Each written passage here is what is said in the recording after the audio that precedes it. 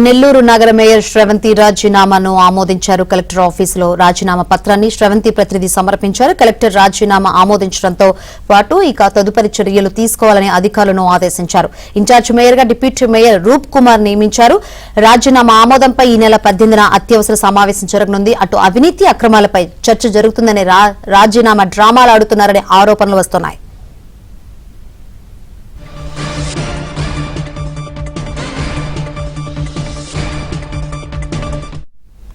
Right, Nellore నగర mayor Sravanthi రాజీనామాను ఆమోదించారు.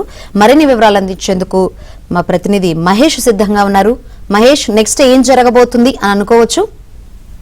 Shankar, actual గా నెల్లూరు మున్సిపల్ కార్పొరేషన్ మేయర్ గా ఉన్నటువంటి శ్రవంతి పైన అవిశ్వాస తీర్మానం నోటీస్ ఇవ్వడం జరిగింది. ఈ నెల 18వ తేదీన యాక్చువల్ గా అవిశ్వాస తీర్మానం పైన సమావేశం జరగాల్సి ఉంది. అయితే ముందుగానే ఈ అవిశ్వాస తీర్మానంలో సమావేశం ఏర్పాటు చేసినప్పుడు సభ్యులందరూ కూడా మేయర్ కి వ్యతిరేకంగా మాట్లాడే అవకాశం ఉంది. అలాగే మేయర్ శ్రవంతి, ఆమె భర్త జయవర్ధన్ పాలనా సమయంలో గత సమయంలో చాలా అవినీతి అక్రమాలు పాల్పడడం జరిగింది.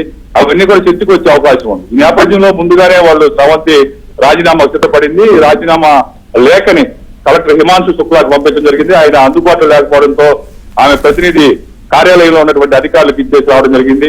కలెక్టర్ హిమాంశు శుక్లా ఆమె రాజీనామాని ఆమోదించారు. అలాగే తదుపరి చర్యలు తీసుకోవాల్సిందిగా మున్సిపల్ శాఖ అధికారులకి ఆదేశాలు ఇవ్వడం జరిగింది. ప్రస్తుతం అయితే డిప్యూటీ మేయర్ రూప్ కుమార్ యాదవ్, ఈయన మాజీ మంత్రి అనిల్ కుమార్ యాదవ్ సొంత బాబాయి, ఈయన మేయర్ గా ఇన్ఛార్జ్ మేయర్ గా కొనసాగాలని చెప్పి నిర్ణయించడం జరిగింది. ఆయన్ని ఇన్ఛార్జ్ మేయర్ గా నియమించారు. ప్రస్తుతం అయితే టీడీపీకి 42 మంది కార్పొరేటర్ల బలం ఉంది.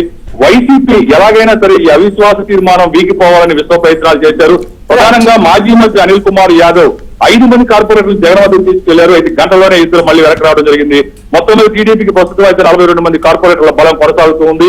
వైసీపీ చివరికి పొరుగు పాగొట్టుకొని చతికిలబడినటువంటి పరిస్థితి ఉంది. మొత్తం మీద రేపు 18వ తేదీ అత్యవసర సమావేశం ఏర్పాటు చేశారు.